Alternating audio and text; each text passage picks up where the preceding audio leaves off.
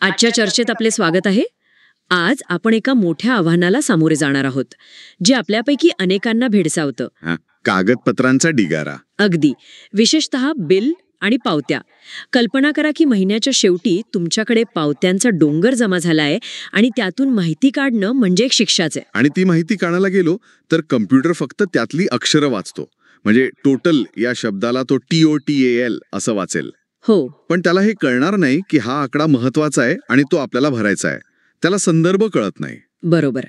पण आज आपण ज्या तंत्रज्ञानाबद्दल बोलणार आहोत ते याच्या खूप पुढे गेलंय. आज आपण मायक्रोसॉफ्टच्या एका टूलचा वापर करून हे पाहणार आहोत की आर्टिफिशियल इंटेलिजन्स म्हणजे AI फक्त डॉक्युमेंट्स वाचत नाही, तर ते समजून कसं घेतं. आणि त्यासाठी आपण त्याला एक गमतीशीर चॅलेंज देणार आहोत. हो, आपण एका AIला 2 पूर्णपणे वेगळी बिलं देऊ आणि बघूया की ते खरंच किती हुशार आहे.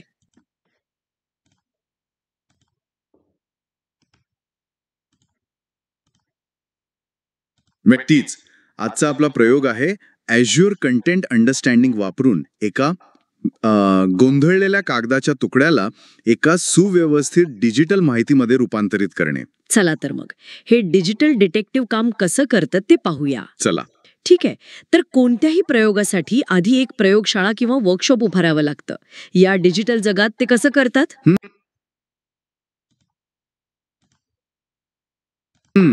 मला वाटतं सुरुवात Azureच्या AI स्टुडिओमध्ये एक नवीन प्रोजेक्ट तयार करण्यापासून होत असेल, बरोबर? अगदी बरोबर. हे म्हणजे एखाद्या नवीन कामासाठी आपण आपल्या टेबलावर जागा तयार करतो तसंच आहे. ओके. Azureमध्ये जाऊन एक नवीन प्रोजेक्ट सुरू करावा लागतो. पण इथे एक महत्वाची गोष्ट आहे.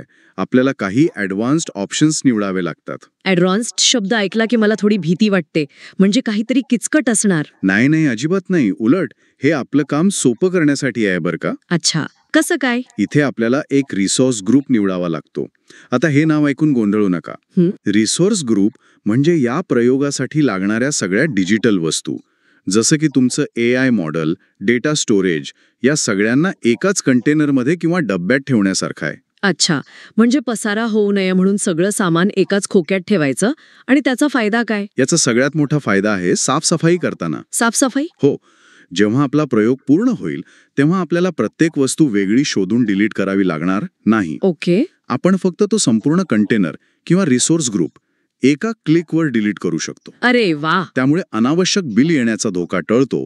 काम झाल्यावर पसारा आवरायला सोपं जातं. हे तर खूपच हुशारीचं आहे.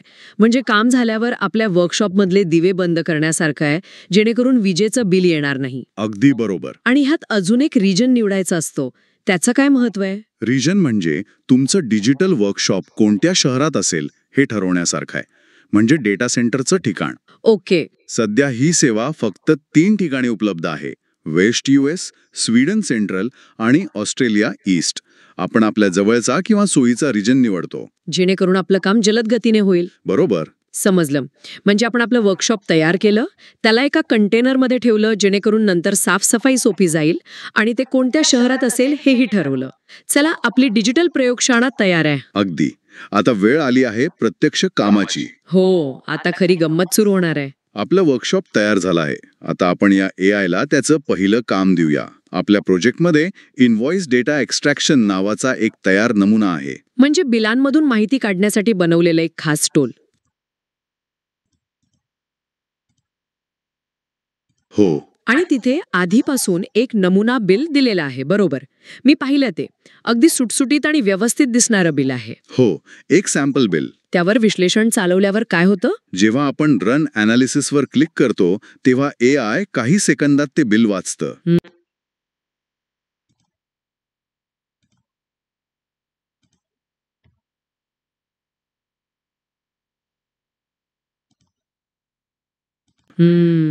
आणि त्यातली महत्वाची माहिती, जसं की कंपनीचं नाव, बिलाची एकूण रक्कम, तारीख, ग्राहकाचं नाव, पत्ता, या सगळ्या गोष्टी. हो, या सगळ्या गोष्टी अचूकपणे ओळखून बाजूला काढून दाखवतं. जणू काही एका हुशार असिस्टंटने तुमच्यासाठी बिल वाचून महत्वाचे मुद्दे हायलाइट केले आहेत. ठीक आहे, हे प्रभावी आहे. पण यात काही विशेष नाही. का? हे तर परीक्षा आधी उत्तरपत्रिका देण्यासारखं झालं. AIला आधीच माहिती होतं की या बिलामध्ये माहिती कुठे आणि कशी लिहिलेली आहे. खरी परीक्षा तर आता आहे. बरोबर, अगदी बरोबर बोललात.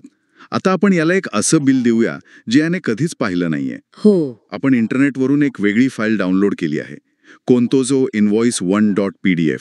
अच्छा. या बिलाची रचना, फॉन्ट, लोगो सगळं काही त्या नमुन्यापेक्षा वेगळं आहे. हो, मी पाहिलंय ते बिल. त्यात माहिती वेगळ्याच ठिकाणी दिलेली आहे. टोटल शब्द उजव्या कोपऱ्याऐवजी डावीकडे खाली कुठेतरी आहे. मला खात्री आहे की आता हे AI नक्की गोंधळणार. चला, ही फाईल अपलोड करून बघूया. आणि इथेच या तंत्रज्ञानाची खरी जादू आहे. बघूया. आपण ही नवीन फाईल अपलोड करून रन अनालिसिस क्लिक करतो आणि AI अजिबात गोंधळत नाही. काय सांगताय? हो, त्या पूर्णपणे वेगळ्या दिसणाऱ्या बिलामधनंही अचूक माहिती काढून दाखवतं. 1 मिनिट, हे कसं शक्य आहे?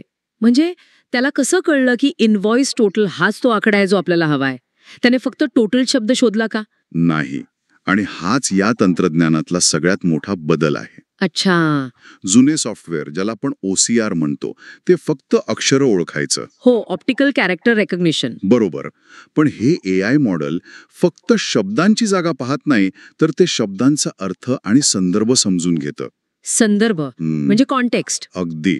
त्याला माहिती आहे की टोटल अमाउंट, ग्रँड टोटल किंवा पेएबल अमाउंट या शब्दांचा अर्थ साधारणपणे सारखाच आहे.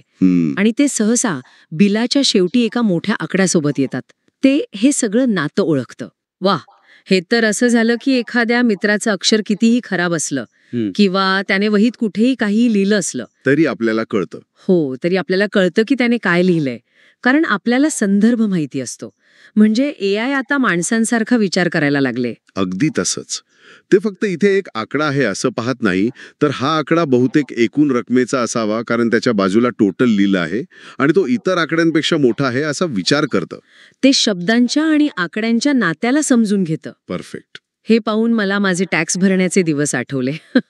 100-150 पावत्या हाताने एका एक्सेल शीटमध्ये भरायला माझा पूर्ण वीकेंड जायचा. अरे बापरे. हे तंत्रज्ञान असतं तर ते काम कदाचित काही मिनिटात झालं असतं. बरोबर. पण एक प्रश्न आहे. विचारा. समजा बिलावर हाताने काहीतरी लिहिलेलं असेल किंवा त्यावर चहाचा डाग असेल, तर AI काय करतं? ते चुका करतं का? खूप चांगला प्रश्न आहे आणि याचं उत्तर हो आहे. AI चुका करू शकतं. अच्छा.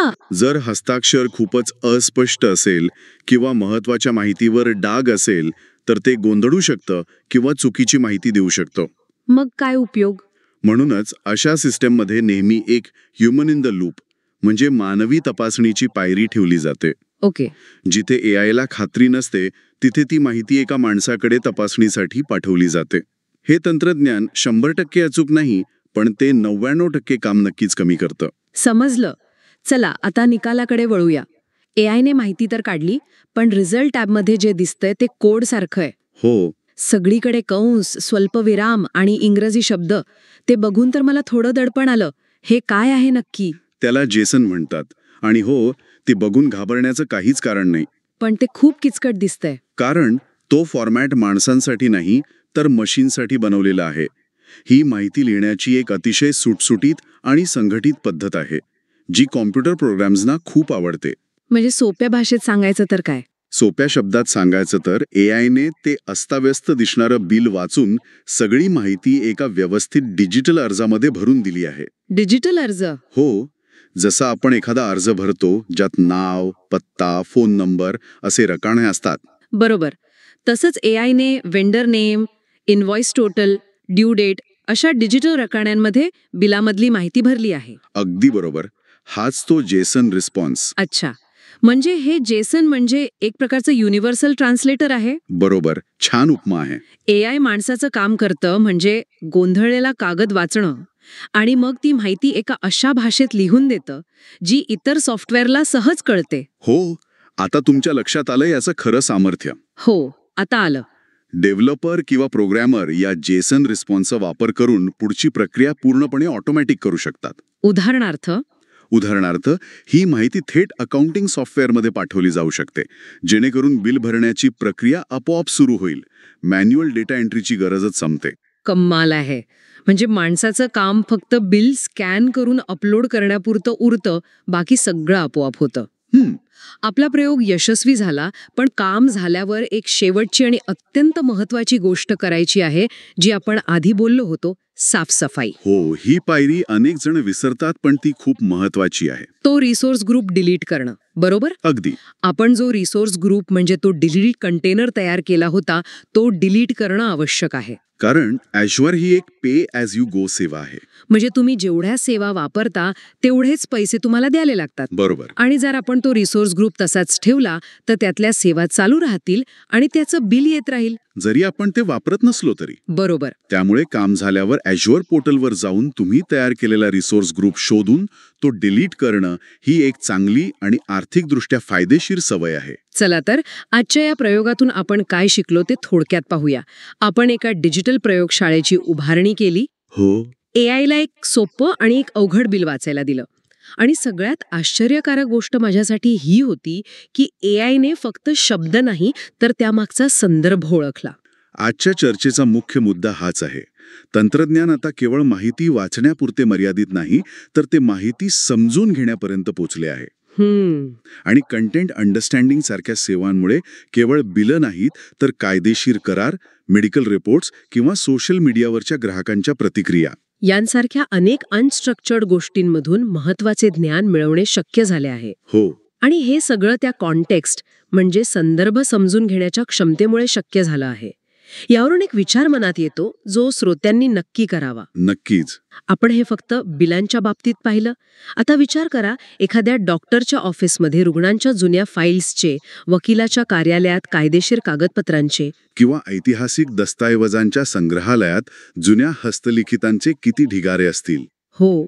जर AI त्या सर्व माहितीमधील संदर्भ वाचू आणि समजू शकले तर त्यातून कोणते नवीन शोध किंवा संबंध उघडकीस येऊ शकतात ज्यांची आपण कल्पनाही केली नसेल. बरोबर. हजारो रुग्णांच्या रिपोर्ट्समधून रोगांचा एखादा नवीन पॅटर्न सापडू शकेल का?